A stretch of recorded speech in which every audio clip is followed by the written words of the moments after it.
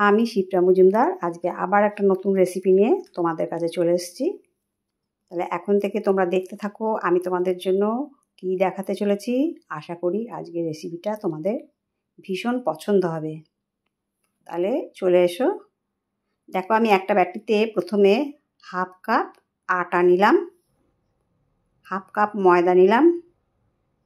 এই রেসিপিটা টোটাল আটা বা ময়দা দিয়েও করা যায়। আমি আটা ময়দা মিক্স করে করলাম। অল্প একটু লবণ দিলাম আর তার মধ্যে পরিমাণ মতো সাদা তেল দিয়ে দিলাম। এটা দিয়ে ময়ানটা করে নেব।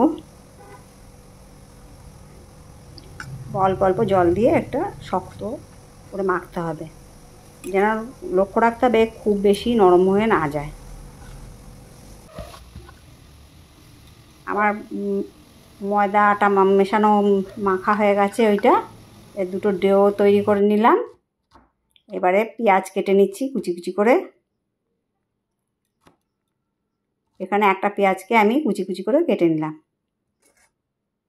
আর একটা থালার মধ্যে কিছুটা ধনেপাতা নিয়েছি আর একটা কাঁচা লঙ্কাকে কেটে নেব। এই সমস্ত কিছু দিয়ে আজকে আমি একটা টিফিন তৈরি করতে চলেছি।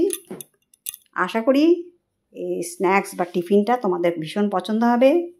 এটা জল খাবার হিসাবেও সবাই খুব পছন্দ করবে। একঘেয়েমি জলখাবার খেতে খেতে মুখটা যখন আমাদের আর ভালো লাগে না, তখন আমরা এই নিত্য নতুন জলখাবার করে নিতেই পারি। এবারে আমি আলুটাকে ভালো হাতে করে ম্যাশ করে নিলাম, তারপর লঙ্কা দিলাম, পেঁয়াজ কুচি দিলাম, দিয়ে ভালো করে মেখে নিচ্ছি। অল্প একটু লবণ দিয়েছি। এবার দেখো সর্ষের তেলের কড়াইয়ের মধ্যে সর্ষের তেল দিলাম, দিয়ে ওই আলুটা পেঁয়াজ দিয়ে যে মেখে রেখেছিলাম সেটাও দিয়ে দিলাম তেলের ওপরে। এবার ভালো করে এটাকে ভেজে নিতে হবে। তোমরা ইচ্ছা করলে পেঁয়াজটাকে আলাদা করে ভেজে নিতে পারো। আমি আর আলাদা করে ভাজিনি, একবারে ভেজে নিলাম। এবারও সামান্য পরিমাণ লবণ আর সামান্য পরিমাণ হলুদ দিলাম।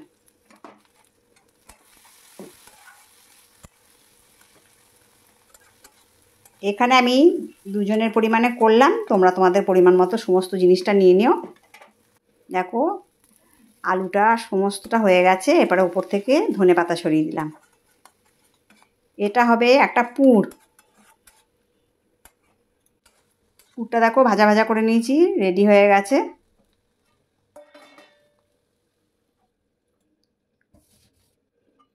এবারে অল্প একটু তেল দিয়েছি, তার মধ্যে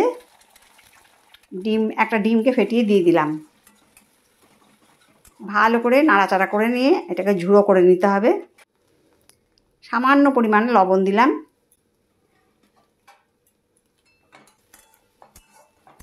এবার সুন্দর করে নেড়ে চেড়ে এটাকে ঝুরি করে নিতে হবে। এবার যে আলুটা ভেজে রেখেছিলাম ভালো করে, আলুর ডোটা তৈরি করবো বলে, সেটার সাথে ডিমটা দিয়ে দিলাম। এটা আলুর পুর। ডিম দিয়ে আলুর একটা পুর তৈরি করলাম। এটাকে ভাজা ভাজা করে সুন্দর করে তৈরি করে নিলাম। এবার একটা থালার মধ্যে পুরটা নামিয়ে নিলাম। এটা হলো ডিম আলু পেঁয়াজ দিয়ে একটা পুর। এবারে একটা লেচি নিয়ে, লেচিটা একটু বড় সাইজেরই হয়েছে, এটাকে আমি একটা রুটির আকারে বেলে নেব। বড় সাইজের রুটির আকারে বেলে নেব।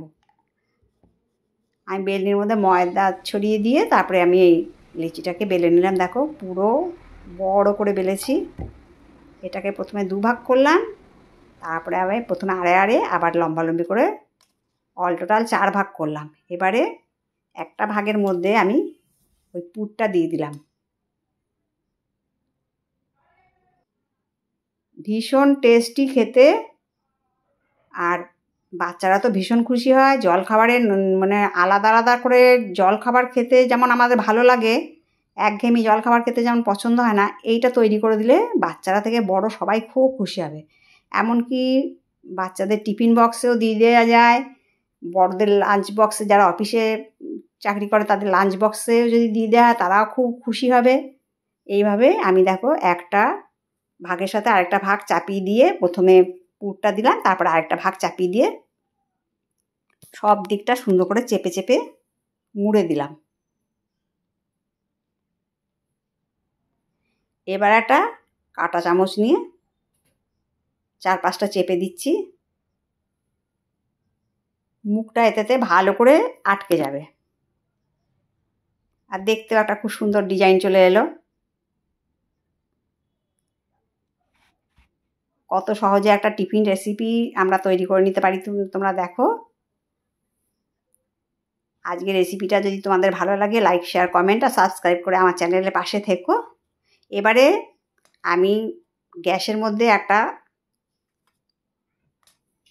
তাওয়া চাপিয়ে দিয়েছি। এবারে একটা যে এই টিফিন তৈরি করেছি সেটা একটু ভাজতে বসালাম, গরম করতে বসালাম। এবারে আর দুটো তৈরি করে নিলাম। এইভাবে কাঁটা চামচ দিয়ে ডিজাইন করে নিলাম। অল টোটাল 4 পিস আমার টিফিন তৈরি হয়ে গেল।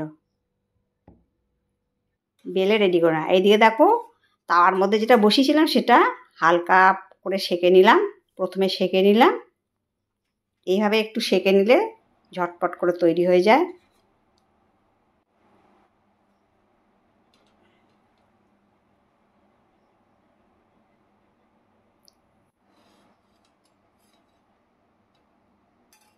খুব ঝটপট করে হয়ে যায়, তেমনি সুন্দর টেস্ট।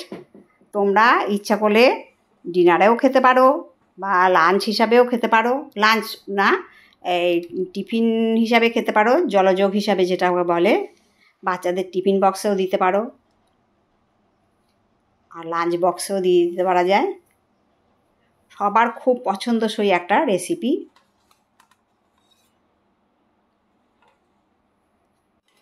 আমি 4টেকেই ভালো করে 2 পিঠ সেঁকে নিচ্ছি।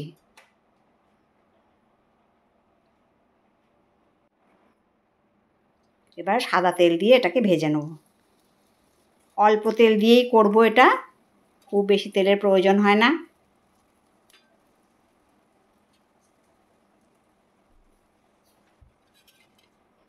এটা আমি তাওয়াতেই সেঁকে নিচ্ছি।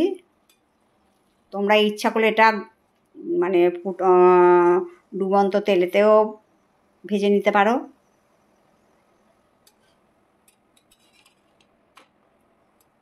এরকম লাল লাল করে ভেজে নিলে খুব সুন্দর একটা টিফিন রেসিপি দেখো রেডি হয়ে যাচ্ছে। এইভাবে একে একে আমি সমস্ত টিফিনগুলোকে এবারে অল্প অল্প তেল দিয়ে ভেজে নেব। আমি আর কড়াইতে ছাকা তেল দিয়ে ভাজলাম না। তাহলে আমার যদি রেসিপিটা ভালো লাগে তাহলে আমার চ্যানেলের পাশে থেকো। ভালো ভালো কমেন্টস করে তোমরা আমাকে উদ্বুদ্ধ করো। তোমরা সেরকম কমেন্টস করে জানিও তোমাদের এই রেসিপিটা পছন্দ হলো কি না। আর আমার কাছের দূরের বন্ধুরা তোমরা আমার প্রাণ ভরা ভালোবাসা নিও। আর যারা নতুন আমার চ্যানেলে ভিজিট করছো তারা অবশ্যই বেল বাটনটা প্রেস করে দিও, তাহলে সমস্ত নোটিফিকেশান তোমাদের কাছে পৌঁছে যাবে। দেখো একটা একটা করে সমস্তটা ভাজা হয়ে গেল। তোমাদেরকে একটু ছিঁড়ে দেখাচ্ছি। দেখো ওপর থেকে কত মুচমুচে হয়েছে আর ভেতরটা দেখো কত সুন্দর পুরটা। ভীষণ টেস্টি একটা রেসিপি আজকে তোমাদেরকে দেখালাম। আশা করি তোমাদের ভালো লেগেছে। এবার টমেটো সস পাশে দিয়ে এটাকে প্রেজেন্ট করলাম। তাহলে আজকে আমি এইখানেই রাখবো। পরবর্তী রেসিপি নিয়ে আবার দেখা হবে তোমাদের সাথে। কেমন? টাটা।